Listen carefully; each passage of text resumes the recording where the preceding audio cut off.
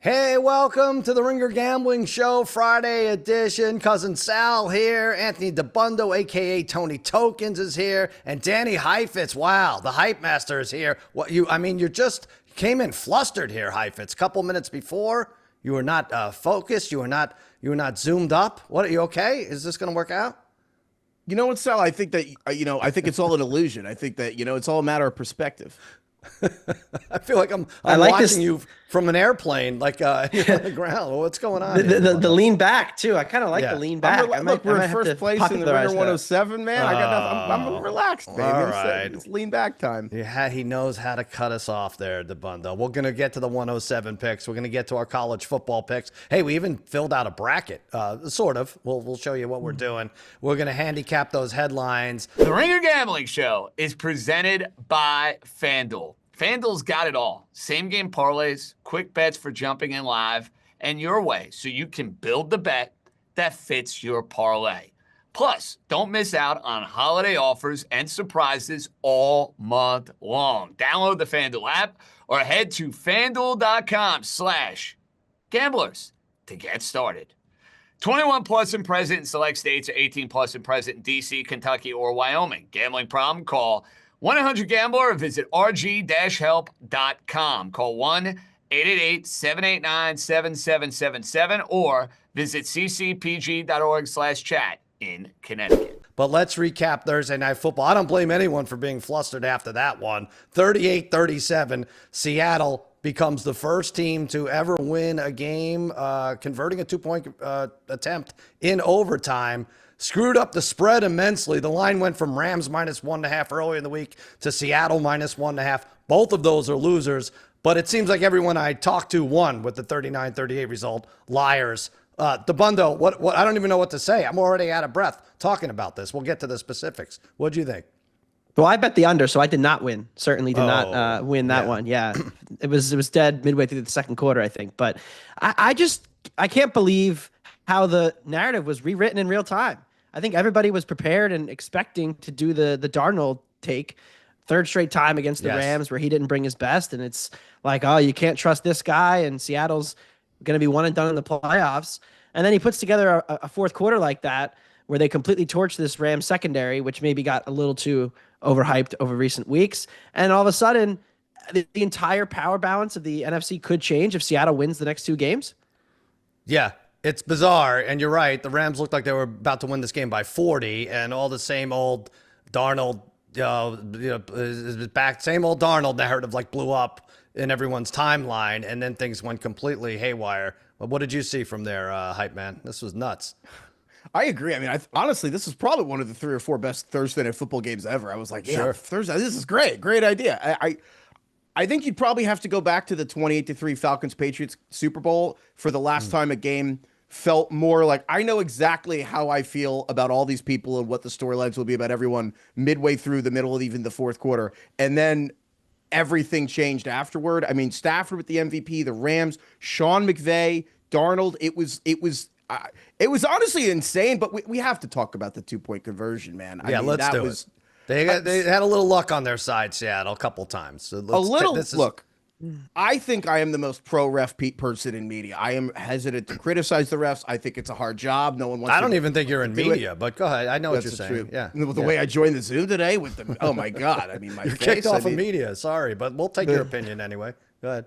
I mean, we have to call it what it is. This is insane. That was that was the worst use of instant replay I think I've ever seen. They did the 2-point conversion to cut it to tie the game 30-30, and they don't get it. The teams are lining up for the kickoff. The Seahawks and Rams are lined up for the kickoff. Nobody on Seattle's offense thought that was a fumble. Nobody on the sideline was asking for it to fumble. I don't think any Seahawks fans in the stadium or watching on television were like, that was a fumble recovered by Zach Charbonnet in the end zone. And then Terry McAuley chimes in that the league office is looking at it. That was ridiculous and frankly a giant overcorrection because of a Broncos play that happened the previous week where they blew the whistle early. So the league office had all these meetings about it during the week of you can't blow the whistle early. No one was thinking that and it was probably like a Buffalo Wild Wings moment. It was good because it ended up making the game more fun, but that was no one wants instant replay for something like that. It was awful. The spirit of the game rule. Yeah, spirit of the game. Nobody who watched that play thought, yes, the Seahawks should be awarded 2 points.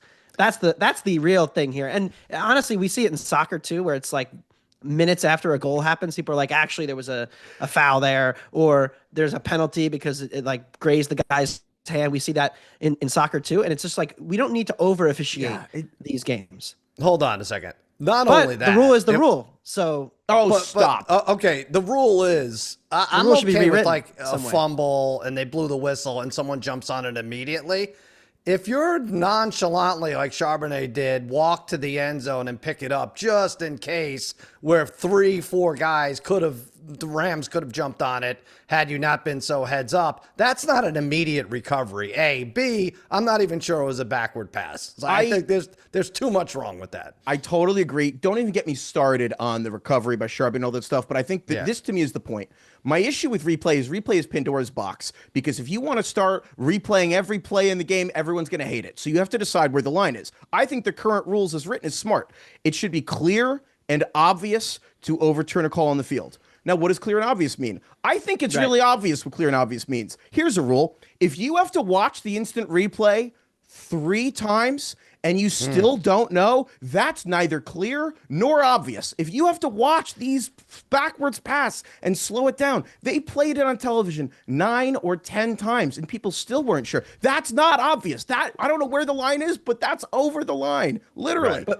But there was the sky cam angle, which I think made it very obvious. But no one noticed. But if it takes you a minute to eye. get to the sky cam angle, I'm just playing devil's advocate here. But like when they show that angle, you're like, oh, actually, yeah, that very clearly is a quote unquote fumble or backward To me, pass. the whistle thing is worse because, again, I know if it's right away, that's fine. But that ball's bouncing around. I also don't know. This is a rule thing. I don't know that you should be able to advance a ball like that on a fumble, like that. You but, can't. It's because you got it in the end zone. You can't advance. It's Right, well, third whatever. and fourth. Here's Third the and fourth benefit downs, from right? it You is what can't I'm saying. advance. Yeah. They're also going to claim. I'm sorry. I'm sure I'm screwing up Keep the show. going, But it's they're going to fine, claim the whistle's irrelevant, which is absolutely not true. And they said it in the moment of the broadcast. There was a whistle. I don't care what people say. There was a whistle because here's why I know there's a whistle. After the whistle sound, I rewound on my own TV and there's a whistle. And immediately after the whistle, all the players stop running. That's right. Everyone slows down at the same time at the whistle. So they're like, well, it doesn't matter because if it's within the flow of the play, they get the ball. Well, he got it the wasn't ball because that. everyone stopped running.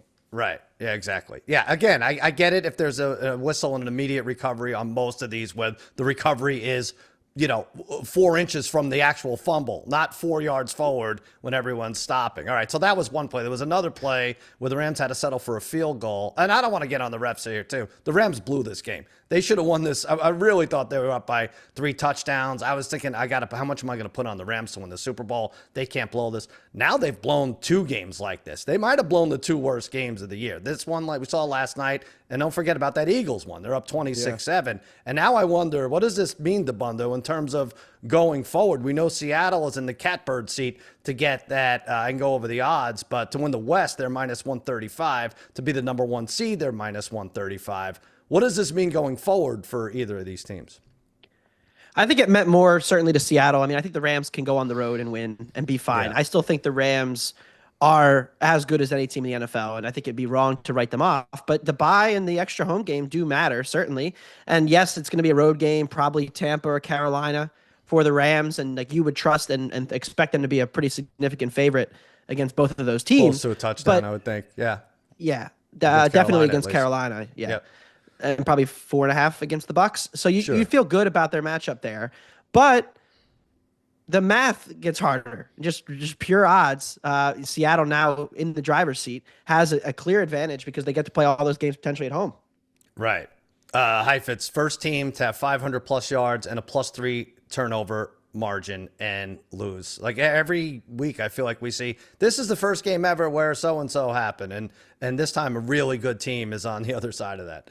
It's, the Seahawks also is the biggest fourth quarter comeback. They were 0-172, down 15 in the fourth quarter. I agree with what Dabundo's saying. It matters to the Rams. Obviously, you want the first round bye. I think it matters more when your quarterback's 35 or 36. Devontae Adams is 33. You want the extra break, not an extra game. I think the other thing with this game that it proved is the reason I'm not you're right. I'm mad at the refs, but the Rams can't totally blame the refs because the theme of all the Rams losses is special teams, which is like the funny thing to ignore, and we never talk about it on shows like this. But the Rams missed a 48-yard field goal to win the game. 48 yards and is like 38 yards 10 years ago. That's a Right. bad miss. And then also the Rams, this entire comeback happened because they allowed a punt return touchdown by Rashid Shaheed in the middle of the game, in the middle of the fourth quarter. There's zero chance that this comeback happens without that. And that's the theme of the field goal block where they lost to the Eagles. The Rams special teams have been an issue the entire season, and it feels like that will be their downfall in the playoffs if they lose. That was 2 losses for them too, right? Going back to Philly.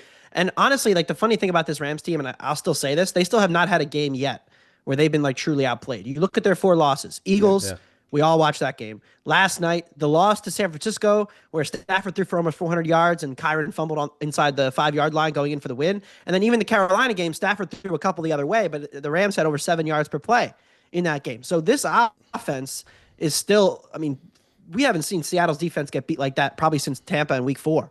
So what they did to Seattle's defense last night, I think in some ways matters more going forward, even though they're now in a worse position to actually capitalize on it. This is what we're thinking. Like, I always look forward to, all right, there's 1 or 2 playoff teams that I can't wait to bet against. And now there's like, it seems like there's 12, you know? And so now I'm going the other way. Like, which good team do I trust? Like, the Rams would be the at the top of the list. And then, like we said, they've had the 2 worst losses. So how much can you trust? On the other side, Simmons and I have gone back and forth on Brock Purdy so much that I've said, hey, let's just stop with the Purdy talk. We've looked foolish many, many times. We have to throw him out.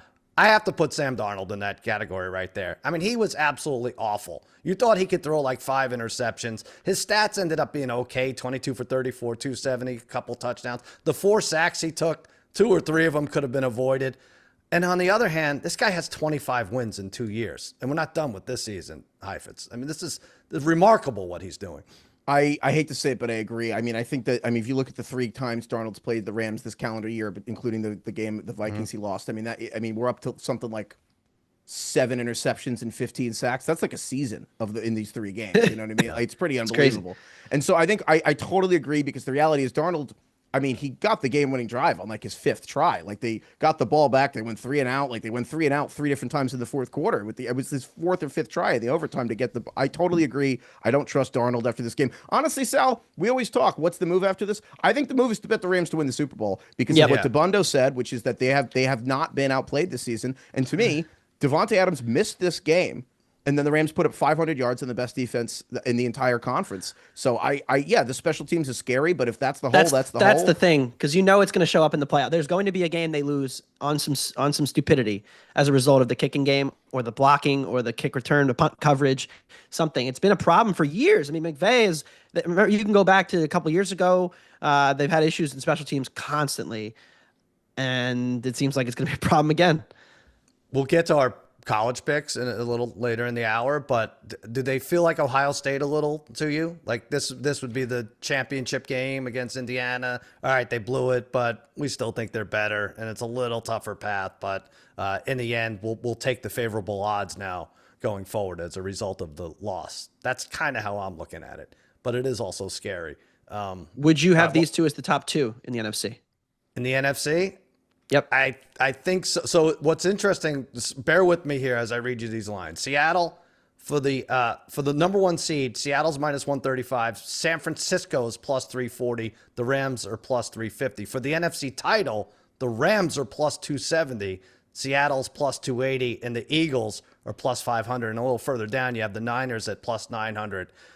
That means FanDuel, I guess, unless I'm reading this wrong, is discounting this game a little bit, but also, yes, making Seattle the second best team. Am I reading that right? Do you guys see it that way? Yes. I think it's. The Niners win out and they get the 1 seed, right? I know. I think it's the Rams. The Niners are beating up on lesser teams with lesser coaching, but overall they're still decimated on defense, and they're making up for it because Robert Saleh, the defensive line coach, are great. But I think the Seahawks.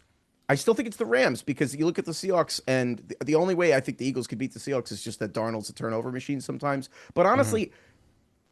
I don't know, man. I think the Rams break his brain. I think there's an intrinsic understanding of what they're trying to do on offense, because the Kubiak system, it goes back with McVay and Shannon forever. But I'm looking at Rams to win the Super Bowl 5-1, and I'm like, are you going to ever get better odds on the best team left? I still think the Rams are the best team left. They're 5-1 to win the Super Bowl. And don't forget, they didn't have Devontae Adams yesterday, so that could change going forward. Couple fantasy things I want to talk about. We went over them briefly. I had JSN. I'm in the semifinals of this league. it's a lot of money, guys. It's a lot of money. It's crazy. I'm in with like World Series of Poker guys who wager thousands of dollars on their side games. I know it's stupid, but whatever. Anyway, I have JSN, and I was like breaking walls at a holiday party yesterday when he put up a goose egg at half. Good job by you, JSN, coming back, getting me some points. Our boss, Bill Simmons, went against Puka Nacua. My goodness. I mean, that is just like, please get me out of my misery. The longer this game goes on, 12 catches, 225 yards, 2 touchdowns. Hype man, what is that? 40 points? Are we in Kyle Pitts territory for Puka last night? Well, I mean, Puka, if he's so lucky, it could be maybe he's like a discount Kyle Pitts, But no, I mean, Puka, I think he has 150 yards in 3 straight games, which I think is tied for the record. I mean, yeah, I'm in the Ringer League. I'm playing Mallory. And I'm the number one. I came in first. I have Christian McCaffrey and Jonathan Taylor. And Mallory is Stafford and Puka Nacua. I know. Mallory is Stafford and Puka Nacua. So I'm down 80-0 entering Sunday. And I'm like, all right, well, you know what? That's probably a better way to do it. And it's like you said, you're the 1 seed, and you got immediately cooked in the first playoff round. That's it. The only other thing, Kenneth Walker is also interesting, right? He could just disappear, but he had like 164 combined, and that, as bad as Darnold is, could really, really help even on Darnold's worst days. That's what I want to say. And the other thing is like the kickers. Let's just get rid of them in fantasy. Myers, 2 points last night, 24. Like there's no rhyme or reason. We don't know. It's not like Heifetz, like you can't handicap it. A running back's going to get 14 to 20 touches. You don't know about kickers. Let's just be done with them. It's fine. I'm very pro. I'm in a league that has not had kickers in 5 years. It's great, right? I don't miss it, but I also don't think we've gained hair. anything. I don't think we've gained anything as a league from not having kickers. No, it's like an onion. You peel Embrace the layers variance. back. No, you peel the layers back every year, and eventually you got nothing left. It's like you lose the kickers, you start to lose the fabric of society itself. It's like the moment you start trying to strip away everything you can't predict in life, you lose the essence of soul. Well, onions stink. Wow. That's very philosophical. Wow. It's on a Friday afternoon. But, yeah. I'm still processing what he just said. Smelliest vegetable that you could find. That's what we're going with. But yeah, no, I don't. All right, but something needs to be adjusted. Like I think on the other end of the. We never thought while peeling this onion that Myers would have more points than Justin Jefferson, right? My short version for this, Sal, I would be really careful complaining loudly about I don't like how kickers can make kicks from 60 yards right now when you have Brandon Aubrey, who is the only guy that seems. I'm not saying I'm not for my real team. I'm just saying for fantasy, it's bogus. It's crazy. You're fomenting an environment where people are going to eventually be like, no, the problem is that these guys can make from 60. We got to unjuice the balls, and then suddenly you're going to be like, you know what? That was really cool. We can make kicks from 60 for fantasy. Heifetz, where are you on raising the crossbar? Wow, I actually have never thought of that. That was my idea. Raise the crossbar. I actually like that a lot. See, I think it should be lowered. I think it should be about 6 inches off the ground. I think teams should be able to change them on their stadium, like baseball. Baseball is the coolest because the stadiums are different. I think teams should be able to have different crossbars that they have to, like the Cowboys can make it really narrow. Yeah. So you make like an oval shaped. The Rams would just, their home stadium would just be like huge, it'd be the length of the field, and then it wouldn't be a problem for big. That's pretty good. And maybe it's even inverted, like a bench press. It's kind of like there's an incline. There's some weird stuff. Oh, there's a roofed crossbar. You have to hit it below a certain point. That's another idea people have. Yeah, box it. Just box it. All right, let's get to our 107 picks. Maybe I don't know fantasy. Nah, we may not have to. Do we have to do the 107? I know how to pick with my buddy Tony Tokens here. We went 1-4 last week. We're 34-41, and yet nobody is putting us away. That's good enough for second place to the Ringer Fantasy guys. That's the Hype Man's guys. 3-2, 36-39. What do you think about this, Heifetz? I didn't get to talk to you about this. We got a text early this week. I think it was early this week where the boss man, Bill Simmons, says maybe it's time to end this regular season, not even go any further. You'll take that, right? I agree. I think we should end it at the regular season, and then we win. We get our trip to Vegas, and then we start over for the playoffs. Okay. Yeah. I mean, there's no booby trap. That's the thing. But all right, Dabbundo, let's go over our picks. The Hype Man did it with the fantasy guys on their show yesterday. Start us off with Washington. Why not? This is a Saturday game. Now, we caught a break on the line, right? When we discussed it, it was 6.5, then went to 7. We're picking against Philly 2 weeks in a row. They don't dare embarrass us again, right? This time on a Saturday, do they? Will they? Can they? Not just 2 weeks in a row, Sal. 3 weeks in a row, because we had the Chargers. Right. way Oh, back. yes, but we won that. Yes. Okay. We did Yeah, win yeah, that. Yes. yeah, I mean, I okay. think. Look, I know everybody's happy that the Eagles' offense sorted things out and that they got that win against the hapless Raiders. And I guess it's maybe a little bit falling on deaf ears from me as somebody who bet the Raiders last week to say that I don't really take all that much away from it. But this offense still really didn't run the ball that well. Like, even in a game where they won 31-0 and you'd say, oh, this was the perfect opportunity for Saquon to get going or for Tank Bigsby to get going. They averaged 3.5 and 3.4 yards per carry. So this run offense continues to be a problem. And the best way to attack Washington is taking advantage of their linebackers in space, which are as old as dust. And we know that Philly's not doing that either. So I really look at this matchup and I see two different things where, in theory, yes, Philly should win this game. They should have no problem. They should clinch the division, yada, yada. I do think they'll win this game. But 7 is just a little bit too high. So give me the Commanders +7. I think they can run the ball a little bit on Philly. And Mariota's been fine. Like, people are like, oh, Mariota's brutal, but he's been more efficient than Daniels in this offense this year. All right, I'm a little reluctant because Washington, they beat the Giants. Sorry, hype man, but that's not a impressive notch on the bedpost there. But but before then they were getting wiped up. But yes, let's take the 7. Let's hope for the best. Pick number 2. Detroit -6.5. Yes, this is a sweet spot for the Lions. They're home against Pittsburgh. Goff and Campbell are 14-1 against the spread. The last 15 coming off a loss. They've won all those, and now up against Aaron Rodgers and the Steelers, who, come on, they're due to disappoint. If you follow the AFC North at all, those follies, after a couple wins and off a short week, I think the Steelers come back down to earth. An even sweeter spot for Detroit as they're doomed playoff-wise if they lose this one.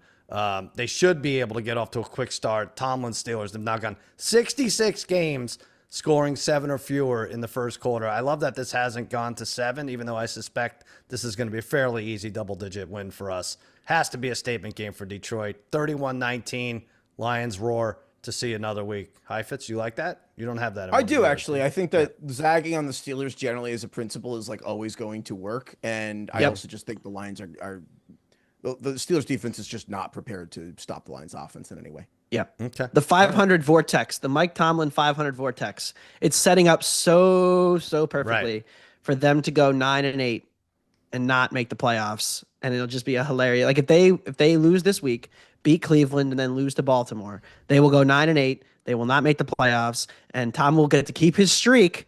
I don't know if he'd actually be back next season. I think that's an interesting question, hypothetical, but we're heading down the path of that. Or maybe, just maybe, they can get to 10-7 and get that classic wild card exit that we seem to come to love every year. Did you see Gibbs's touchdowns? This was real, right? The last 7 games, 0-3, 0-3, 0-3, 0. That is real. It's I wanted the every Gibbs, other Lions. I wanted Gibbs for 3 touchdowns this week, and it's only 10-1, which is really? That's pretty low for 3 touchdowns. We're due for Ridiculous. 3. Come on, Jameer. Come back. Don't stray. All right, Dabbundo, Baltimore -2.5. That's our third pick. Yeah, Baltimore, desperation home against the Patriots. Really, I think this is 3 straight weeks we've been against the Patriots as well.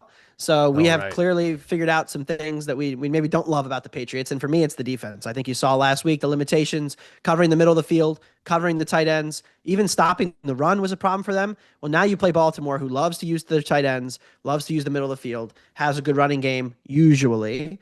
And I think this is a perfect spot for Baltimore at home, -2.5 to kind of bounce back and try to get some winning going. I mean, Lamar Jackson looked a little better last week, but he didn't have to do much.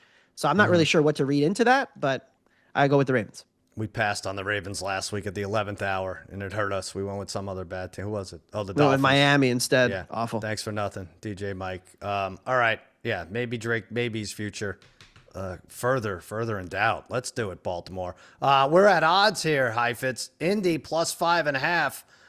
I think this is good, basically, because my partner here, Tony Tokens, didn't fight me on picking his team. It's usually a struggle for both of our teams when we want to go for or against. We both worry a little that there now might be too much tape on Phil Rivers 2.0. There was tape, but I think it was from a handheld camera on Phil Rivers 1.0. Yeah, it was on VHS, so nobody could watch it. Yeah. None of the teams had any of the VHS recorders left, so now they actually get to watch something. That's what happened. Yeah. The first 60,000 yards were lost to time. Sal, I want to ask you about something. On the Sunday show with Bill, you were lamenting your bets, including like the Raiders over the Eagles and stuff, and you were like, what happens to me in my brain during the week? So I would like to take this moment before you lock this stuff in to ask you, it's locked in. What has happened between Sunday and now where you've decided that you want to, on Monday Night Football, have the Phillip Rivers end of the game? All right. Here's what's happened. I realize this is last night was fun, but this is the most important game on the slate. If the 49ers win, both wild card scenarios are seemingly wrapped up for both conferences, right? Colts will be out. The Niners will be in. Detroit probably not a lot to play, so... Okay, if you're a conspiracy theorist with the league gets what it wants. Secondly, I did a lot of research on San Francisco. Couple facts. They only have 16 sacks. If you have Phillip Rivers against any team, you would want them against the very last team in the league in sacks, right? That's great news. He doesn't move. They're minus 0.2 in yards per play. They're minus 5 in turnover differential. I don't know how they're doing this. This is a good spot for the hungry and angry, I know, shorthanded Colts defense. They played a physical brand of ball last week. Seattle had 50 yards rushing and were held to 2 for 13 on third down. So I think you get Buckner back, Dabbundo, right? He's playing. He's been practicing. I say 23-20. I think they pull this out. You took the other side, Heifetz, and you guys are so arrogant that you're laying 6.5 points when the line is really 5.5. Yeah, I will. I'll give you the 6.5. You wrote 6.5. Yeah. I hear everything you're saying. I wish you luck and may God have mercy on your soul. Okay. It doesn't feel great. It doesn't feel great. I It just feels like we're a don't know week why. late. I just don't know why. Do you never envision yourself needing Phillip Rivers to lose by less than a touchdown? You don't envision watching the game and being like, oh, I don't know. I mean, he did it last week, technically. But yeah, no, I just worry that our defense is going to get exposed here. I think that we got away with it last week because Seattle's offense was inconsistent at best and they couldn't execute in the red zone. But if they get down like 10, not really sure what our course of action is from that point. Right. That's the only thing that scares me. Kitchen sink game. But they're going to try the same strategy, and you can run it on San Francisco. So if they have these long drives and it's close late, I wouldn't be shocked. All right. Dabbundo, give us our fifth pick. I should mention today's Ringer 107 is brought to you by FanDuel. Okay. I figured people know that, but of course, I'll throw it in again. What's our pick number 5? This is one we both liked going in. We both texted that we liked the Jaguars this week, so you know what? We didn't have to talk about it any further. We just went with Jacksonville against Denver +3. There is 3.5 out there in the market if you look. So, grab the 3.5 if you can. But ultimately, my main thing with Denver all year has been the inconsistency of their offense, and it all is predicated around the running game. So if Denver's able to get their running game going, it's a different story because they're able to have the longer, more methodical drives. When Bo Nix gets into those third and long situations, that's when you start to see the kind of stop-start nature of this offense really take its toll. And so Jacksonville, to their credit, has been an excellent run defense. They're top 5 rushing success rate allowed. The Jags should be able to hold up in pass protection offensively enough. And the one thing is Lawrence has been getting the ball out quicker recently. The addition of Myers, I think, has helped that. They have 2 different receivers they can go after so that they don't just have Surtain locking down their only receiver. They can go after Moss with Myers or with Thomas. So I think this is another close game. Denver is a favorite this year. Has been brutal against the spread. I think there's a signal to that. So give me the Jags +3. All right. Give me the Jags +3 too. Heifetz, you want to quickly run? We covered 49ers, Colts, Bengals over the Dolphins. Interesting. Our groundbreaking league-winning Ringer 107 strategy continues we have the Bengals giving 4.5 to the Dolphins because we wanted Joe Burrow instead of Quinn Ewers. We're doing the Bills giving 10.5 to the Browns because we wanted Josh Allen instead of Shedeur Sanders. And then we take in the Bucks giving 3 because I forget the exact stat, but the Buccaneers have just absolutely dominated the Panthers over the last 10 years. And I think they're really angry and they've had 10 days. And I just think the Bucks are going to win. And then the Vikings giving 2.5 to the Giants. This one is a little bit astray from our quarterback-centric picks, but mostly I just don't like the Giants. And this never works, and it's a dumb way to do football analysis, but the Giants just lost to Washington, and the Vikings beat Washington 30-0. So that was our groundbreaking thought. So you guys are in on 9 now. You guys were out on 9 a couple weeks, and now you're in? I'm out on the Giants winning a game. Your heart's too much into this. I hate this because it seems like cheating, Dabbundo, just taking the better quarterback. But they're in first place. I mean, they Who are are we to say? dominating the field. What can we say? We can't say anything. I can say that today's Ringer 107 was brought to you by FanDuel. Odds are subject to change. I quickly want to go over this Heifetz, this Ringer Fantasy League, run by Yahoo. I think they gave us a little money. It was beautiful setup. The cameras were on it. We did a live draft. It was fun. There were things I liked about it a lot, but this has turned into a disaster.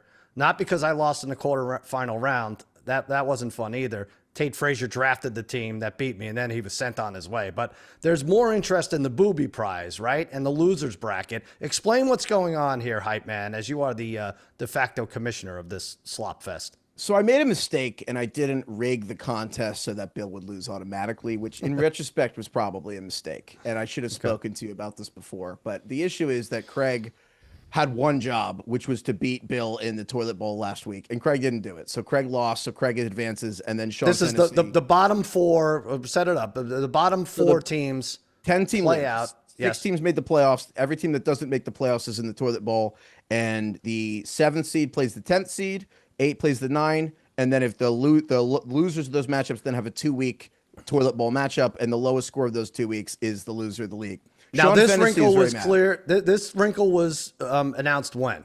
It was explained in person at the draft and in various text over writing, of which I've since learned nobody reads any of the text I send to the group chat. At any Okay, point, well, now I'm or on your listen to side anything I then. said. Because now what's going on is Fantasy's like, I came in 7th. And what's great about this is, Dabbundo, we got to draft. There were 10 punishments. We got to draft which punishment we wanted. So if you really didn't want to get earrings, I was so confident that I wasn't going to lose this thing that I was like, I'll pick the earring punishment. I will get my ears pierced. But like some teams went out of their way and picked the punishment before their kicker. So like it served as a selection in the draft. This is where it gets bums me out. Fantasy claims I didn't know about the 7, 10, 8, 9 thing. I came in 7th. I'm not wearing a headband. Yes, an age-old No, debate. I think age-old Fantasy- debate.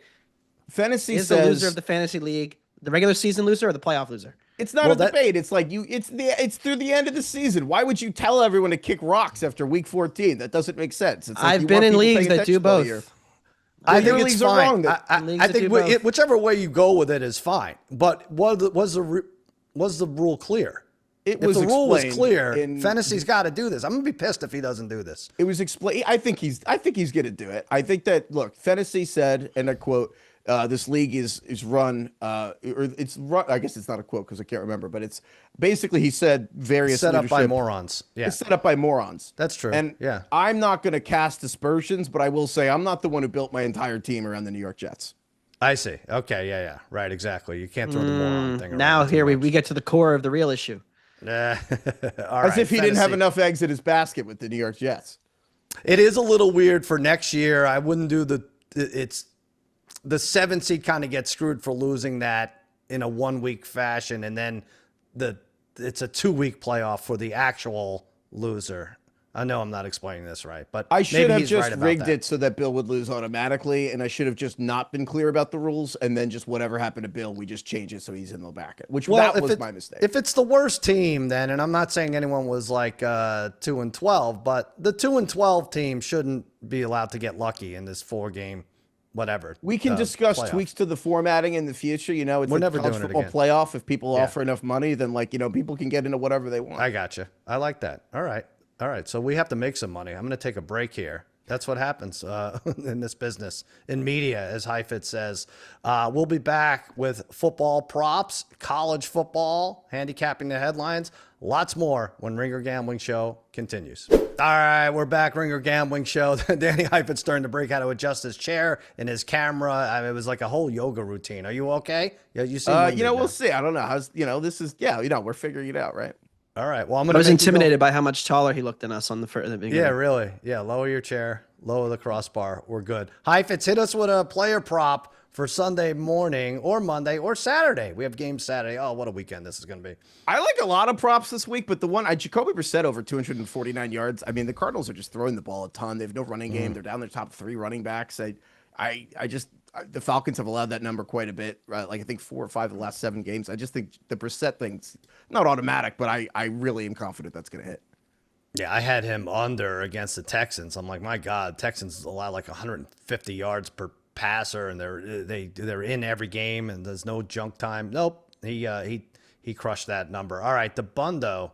Well, this would be fun. This goes against our zigzag for Jahmyr Gibbs, right?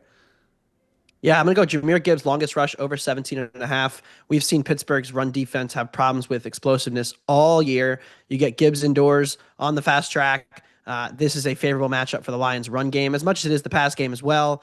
Gibbs breaks one. Lions win going away. It'll be a great day for all of us. There you go. All right, I'm going Dak. We didn't talk about my team in my game because it doesn't matter against the Chargers. Matters for the Chargers, but I'm going Dak over 246.5 passing yards. He's hit this in 7 straight home games, but more importantly, an even stronger trend. I'm playing against former Fox Bet Live co-host Todd Furman in a high-stakes fantasy playoff where all the rules are remarkably spelled out ahead of time. It's crazy how this works in a fantasy league. No. But Furman is starting Dak, so as an emotional hedge, because I know he's going to go nuts in a meaningless game against me, I'm going over. What do we think, 350 and 3 or 4 touchdowns? I need to be on the correct side of the emotional hedge here, Heifetz. I think you just invented an incredible market for FanDuel, which is that you should be able to bet on over/under for fantasy points so that you can identify the exact number you don't want Dak to hit, and then you can just bet over that. Yes. What do they call it when you move the grid? You can your way. Your way. Do it our way. Your fantasy way. I like that a lot. People would do that. My buddy, every week he bets a couple anytime touchdown score bets based solely on who his opponents have in fantasy because he feels like he gets cooked every week by this. Like if you're playing against him, congratulations, you're going to get a win. And so he's like, if I'm going to lose, I'm going to make money on the back end trying it. He says it's been profitable. I would like to see a psychological study on emotional hedges, betting against your team, betting against your fantasy team, because I don't think emotionally you become a more stable person making like $18 against the result you're rooting for. It's emotional scaffolding. Is that what it is? Yeah, it's not hedging. Yeah. I don't think it's like a long-term plan, but like it'll get you through the day. If you build your whole, you just live in a bunch of scaffolding, it's probably not ideal. Right. But then you don't get, I don't know. I think if you're meant to be miserable, you should be miserable. But here I am. I'm doing exactly opposite of what I'm saying. College football, guys. Playoff game tonight. Oh, Alabama, Oklahoma. Very exciting. And then 3 tomorrow. So Ohio State is now plus 200. They got back to plus 200. Indiana plus 310 to take this whole thing down. Georgia plus 550. Oregon 750. Texas Tech 850. I was going to say let's present our brackets. So let's do it, Heifetz. What does yours look like? We didn't decide on what to play for here. But anyway, trip to Vegas? I'm always in for a trip to Vegas. Life is going to establish residency, the Ringer 107 week, and then the college football playoff bracket week. So how would a trip to Vegas work for this 3-man competition? The winner goes alone? That's it? What do we... Yeah, the winner gets to party with Raheem for a weekend. Oh, I see. Okay. All right. Well, all right. I might change some picks then. I'm not sure. I'm up for that. All right, Heifetz, give us your whole thing here. What's going on? You want round one, or I'm just going Bam for this week? I'm going Bam over Oklahoma. I got Texas A&M over Miami, and then obviously, Ole Miss over Tulane, and of course Oregon over JMU. All four. Well, now Alabama's not technically a favorite. I guess we should mention that. That went from 1.5. That tic-tacked over to Oklahoma favorite now, right? So yeah, as did Packers Bears over the weekend, which I got to tell you, I don't understand how that works. Yeah. I don't either. I don't know.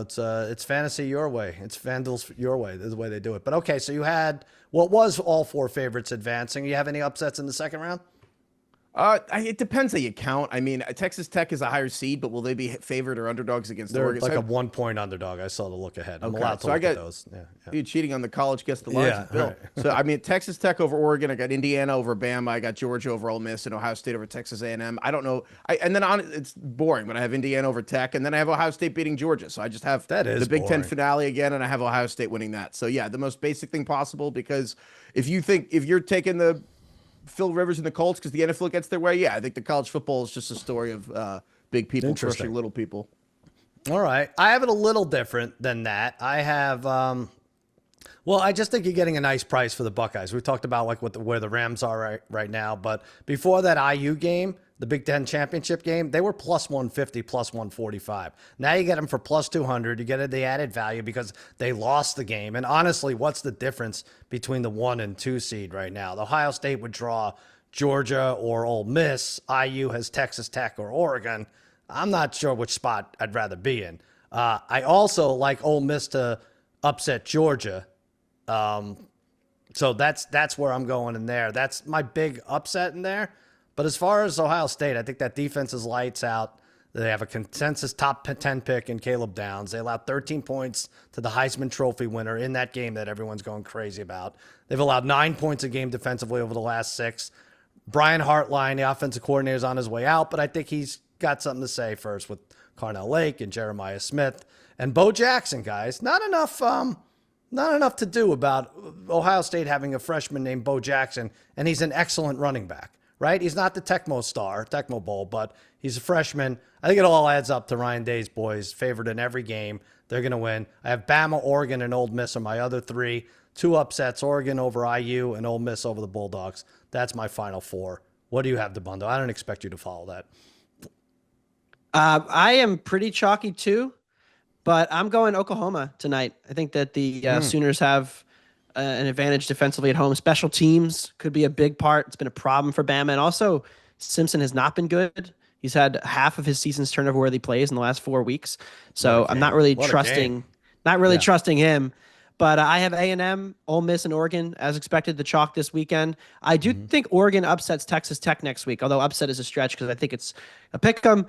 Indiana beats the Sooners. Georgia beats Ole Miss. I think Ole Miss can win a game, but maybe not having Lane in the second quick turnaround is a problem for them. Georgia is clearly a class above. Ohio State over Texas A&M. And then I have the Hoosiers over the Ducks, the Bucks over the Dogs, and then the Bucks take the title. Again, like we said Wednesday, not falling for it, not going to overreact to one loss to Indiana. Happy the Hoosiers got their Big Ten title. Think that the Buckeyes get revenge in the Natty.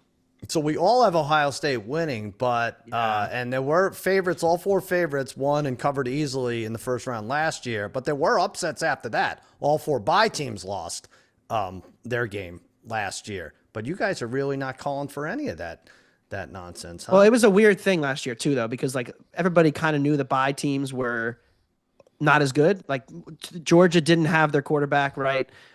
So they lost, and then the 3 and the 4 seed, Arizona State, they gave a good fight, but everybody knew that they weren't as good as Texas. And so you looked around, you're like, oh, Boise losing. Like nobody was really that surprised. So it was chalky overall. First round and second round favorites were 6-2 against the spread and 8-0. All right.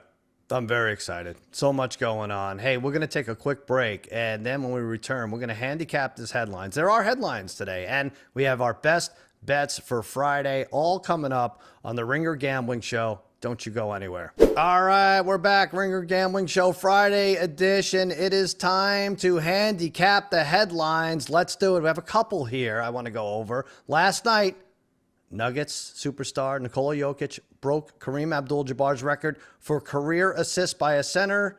He has 13 triple-doubles this season. He entered Thursday 6 assists behind Kareem, who had 5,660, and he passed him in the first half when Jalen Pickett, he fed him for a 3-pointer.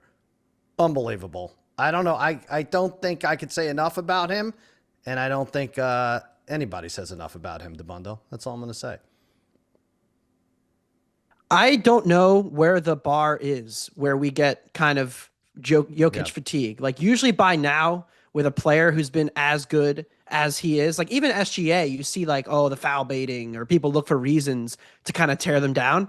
I have not seen anybody even make like a credible claim. And that's pretty rare, especially in the NBA where we love to just hate on people that are really good.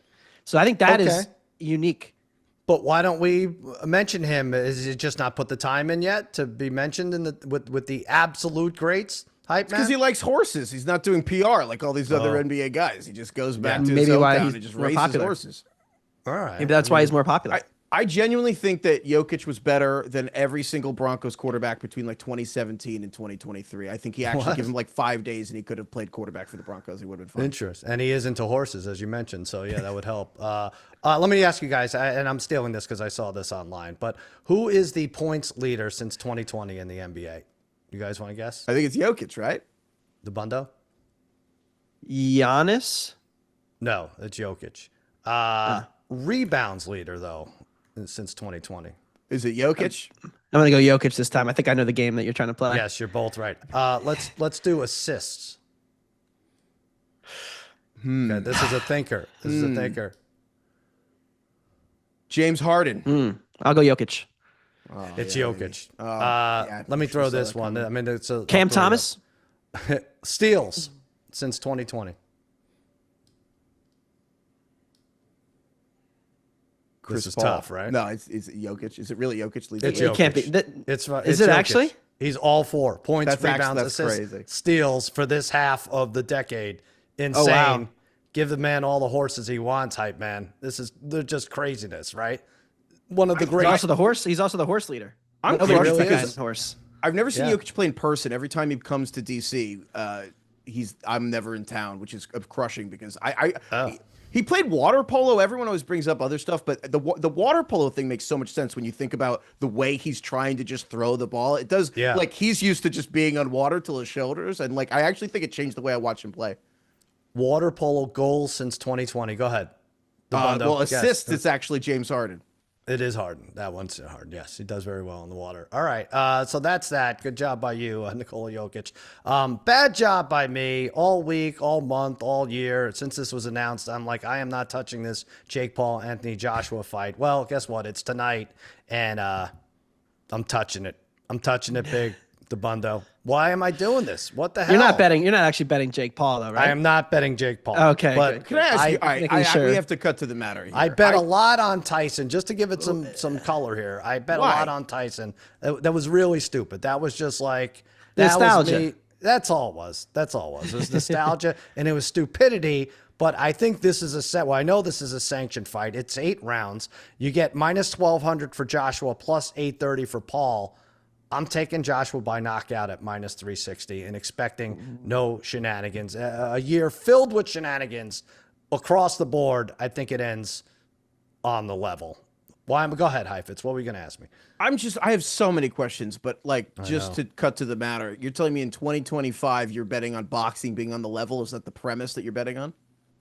Wait, betting on the level. Yes, you're right. Yeah, I know. But you're taking Paul. So you're saying it's not on the level. No, I'm taking Joshua by knockout. At minus 1,200? Minus 360. Why do I Why even would read you do these that? things? Because he's a foot taller than Paul. He's an actual boxer. He's a devastating boxer when he wants to be. I know he's a little past his prime, but there's no matchup here. I think I'm on the right end here. Minus 360. I don't understand how this works, but I guess I Me just neither. always envision that scene in the beginning of Once Upon a Time in Hollywood where Al Pacino explains to Leo DiCaprio that you line up all these guys in the old westerns, and they're like, you're just guesting on the old star is guesting on the new TV shows, and like, yeah, it's like that guy's beating the old character from the old show, and I'm like, isn't that just all he's been doing is lining up old nostalgic people that slowly building up bigger people that he can beat to build his legitimacy? So like, I really don't, maybe this is a stupid question. Is it like in the contract that Anthony Joshua has to lose? Like, how does this work? I think they can't do that. I mean, like we talked about during the break, there have been fights fixed before, obviously, right? Now, in the exhibitions, anything goes, right? Whatever. Tyson comes out with a leg brace. I'm like, oh, well, I'm screwed. That was dumb. What am I doing here? He has no lateral movement at all, and he's not going to try. But this one, I have faith in them both trying, and if that's the case, Joshua is the far superior fighter, and for 8 rounds, Paul is not going to be able to dodge that. But Dabbundo, you have questions too. Yeah. Well, it was 2021, and Jake Paul was fighting Ben Askren, who I guess was a retired UFC guy. Yeah. What do you mean, Ken? And You should know him. Yeah. I don't, but my Great friend was wrestler, really into All-American it. He was deserved. dying. Yeah. He told everybody he knew, including us on way too many occasions, you have to bet Askren. And Not a my boxer. college roommate he's and a I were wrestler. looking at each other, and we're like, Yeah. I don't know, doesn't this seem a little fishy? And then Yeah. it's like 38 seconds into the fight, and he's like definitely waiting to take a dive. And I'm like, Right. John, why did you bet on a clearly somewhat nefarious event? Like you kind of knew what you were getting yourself into here. I have never and will never bet a Jake Paul fight. I wish him the best. I wish you the best on your bet. I'm out. To give it context, Paul did lose to Tyson Fury's brother, a boxer, right? Didn't get knocked out, but Split lost decision, to him. yeah. I mean, Joshua, like, whatever. He could take a paycheck, but legacy, boxing, it's all in the hands here. I don't know. Go ahead, Heifetz. Hit me one more time with this. But let me just go over this one more thing. Since 2020, most punches landed in a round. Since I'm doing the Jokic thing. No, it doesn't work. It doesn't work for either of these guys. I can't do it. Most rigged fights won since 2020. Jake That's Paul. That's exactly it. All right. Let's take a quick break. All we have left is give our best bets. We could do it, guys.